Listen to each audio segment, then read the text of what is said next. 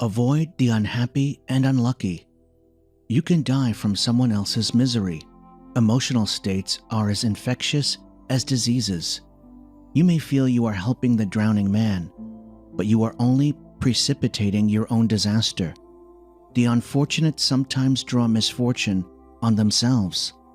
They will also draw it on you. Associate with the happy and fortunate instead. Quote Law 10, The 48 Laws of Power by Robert Greene. Hello, and welcome to the Ancient Wisdom Modern Mind podcast. And today, I would like to deal with negative people. And before we start, I would like to take a moment to remind you to subscribe to this channel. So go ahead and click on the subscribe button. Have you said to yourself, I am no longer willing to be a trash can for another's negativity? Most of us have one so-called friend or family member who is negative and self-absorbed, a so-called friend who comes around and literally throws their trash all over you. And we learn early in the relationship that the only way to be safe from their anger is by listening to their complaints. We learn to put aside our own feelings, and we improperly prioritize their feelings over our own feelings, and our so-called friend takes advantage of our kindness and generosity. Of course, no matter how much we gave to them, it is never enough. We tolerate this narcissist, believing that one day they will realize how good, how kind, and how much we sacrifice for them. Maybe, secretly, we believe that our support will somehow help them to the understanding that life has a positive side. Or maybe, we have simply been conditioned to tolerate this sort of behavior since childhood. We sit and listen to them complain or listen to them brag. They are never interested in what we have to say. If we say anything about ourselves, they always bring it right back to themselves, or they put us down, leaving us feeling useless or depressed. All because we are willing to listen without speaking up for ourselves. Maybe we think, but if we speak up, we won't have any friends. Well, you might not have many friends for a while, but eventually you will find new friends, people who really care about you. When you are willing to care about yourself, instead of putting yourself aside, you will attract people who care about you. But this will take time. You need to be willing to lose the negative, so-called friend, rather than continue to sacrifice yourself. The sooner you think you are ready to do this, the sooner you will stop the trash delivery. And the sooner you stop people dumping their negativity onto you, the sooner you will find new positive friendships and feel more joy and happiness in your life. The world is full of self-absorbed, narcissistic people with entitlement issues who just love it when someone is willing to listen to them. As long as you are willing to listen to their complaints and support their self-centeredness, they will continue to do it.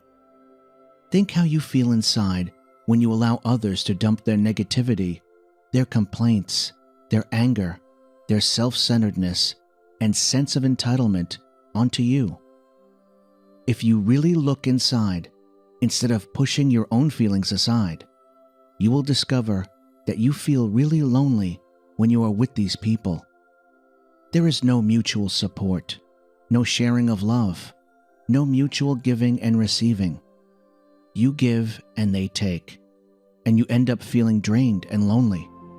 Yet you hang in there for fear of being alone, with no friends or no partner, or you fear their anger and are just too afraid to stand up to them.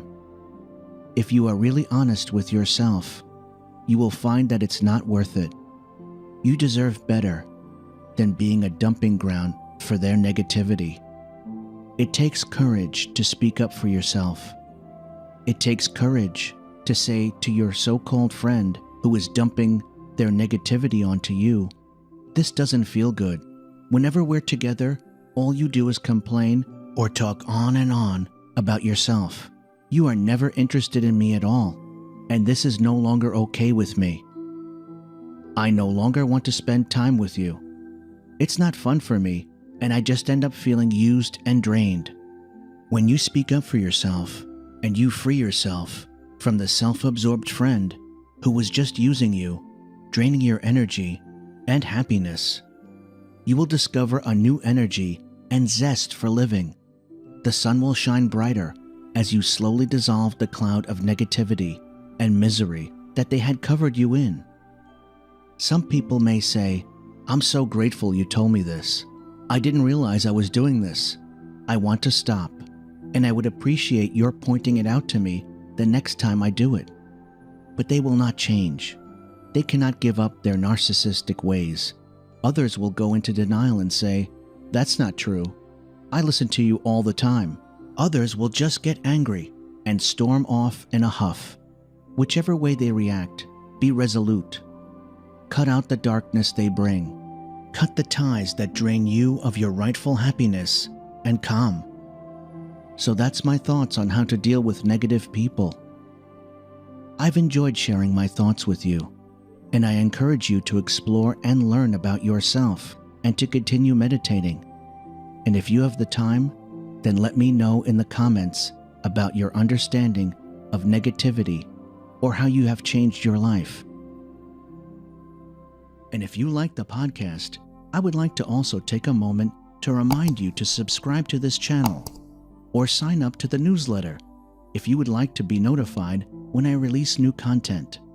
And if you would like to support my work, then you can download the podcast for a small supporter's remuneration. Links are in the description. Here's to you and your fulfillment and growth into every tomorrow to come.